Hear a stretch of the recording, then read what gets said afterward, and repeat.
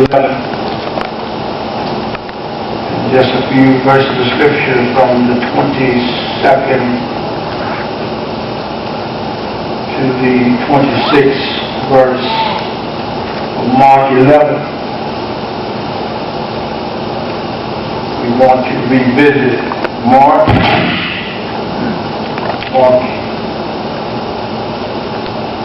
challenged us in this 11th chapter concerning faith.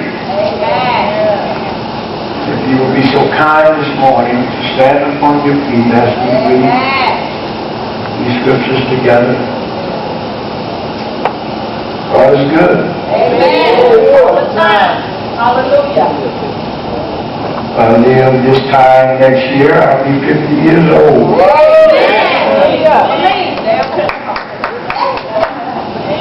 And Ms. Cartier did tell me about the number 49.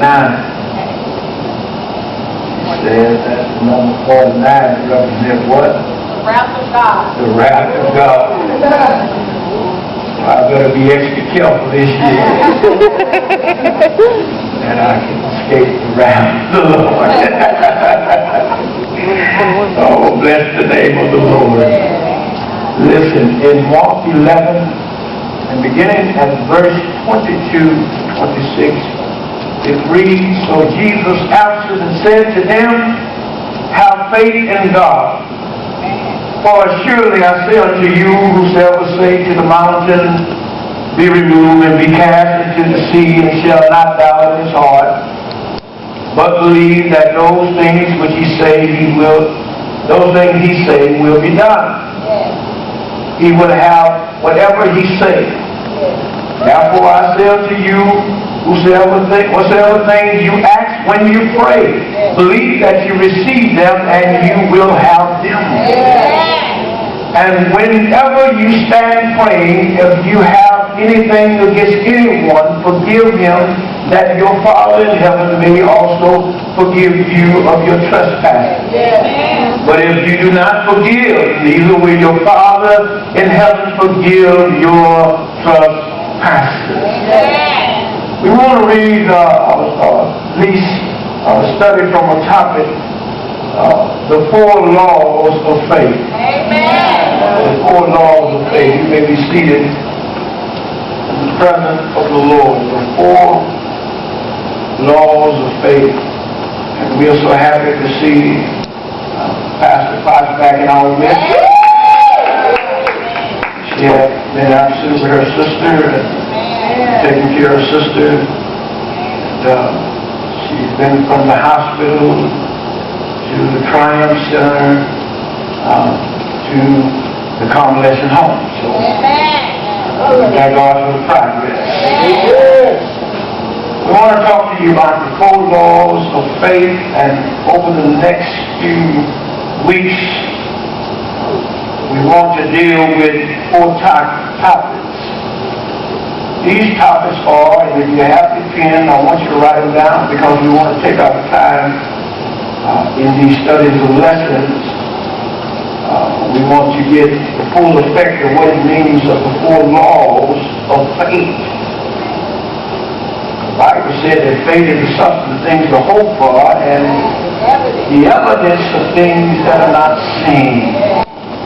And if you read in Hebrews, it begins to tell you about those who have been listed down in the hall of faith, what they have accomplished for the faith that they have in the Lord.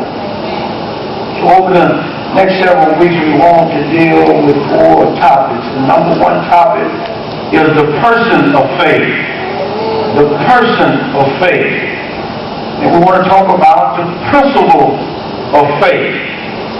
The principle of faith. Then we want to move on to the prayer of faith. The prayer of faith and the problem of faith. The problem of faith. Well, I wanted to kind of cram course y'all and just pour it all in at one time, deal with all 4 of them, but God wouldn't allow me to do it. He wants me to take my time and explain to you, because it is important that we learn about these laws of faith. God's children shall live by faith. It says in His Word that without faith it is impossible to please God. So we got to have faith. And I believe that the Lord said that He has given us the measure of faith. And when I think about the measure of faith, to me, it's just simply that He gives me faith enough that I don't even think about it. When I get ready to sit down in the chair, I don't think about whether that chair will give way or not. I just drop my behind down in it. And it holds me up. So, you know, that's the measure of faith. That's faith. That's common faith that God gives to every child. Give us common faith. But we need to go beyond the common faith, and we need to have faith in God. So let us begin with the person of faith. That's why we want to start the person of faith. You see, Jesus taught on faith in response to Peter's calling his attention to the fig tree that had withered. Y'all remember the story? Jesus was hungry, and he saw a fig tree far off. He desired to eat of that fig tree, and he went over there to the tree, and the tree surely had leaves on it, but it didn't have no figs. And the Lord turned and spoke to the tree and said, "You will not bear fruit from this moment forward." And he went on and left it. They went on about their business, what they were doing, but they came back through on the other day, and Peter said, "Lord, how soon?" Peter, he remembered and said to him, "Rabbi, look, the fig tree which you cursed have withered away." Jesus spoke to it and something happened. And I believe that when we learn how to have faith in God, when we speak, something ought to happen. We are children of God, and we have the faith in God. When we speak, something ought to transpire. Something ought to happen. I'm telling you, we need to have faith. That's what Jesus told him when he told Peter. He said, "Have faith in God." Is that simple? He didn't tell me to have faith within myself. Come on, Pastor. He told me to have faith in God. And when I have the relationship with God like I'm supposed to have the relationship with God, then when I begin to speak, I speak the things of God. And I don't take no second thought, because when I speak, something got to happen, because I'm speaking will come from God. And if it comes from God, it's going to benefit.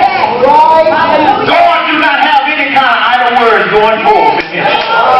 Not one iota of idle words ever come from the Lord. Lord, when He speaks, He's not playing. Can you cut me down just a little bit? When He speaks, He's not playing.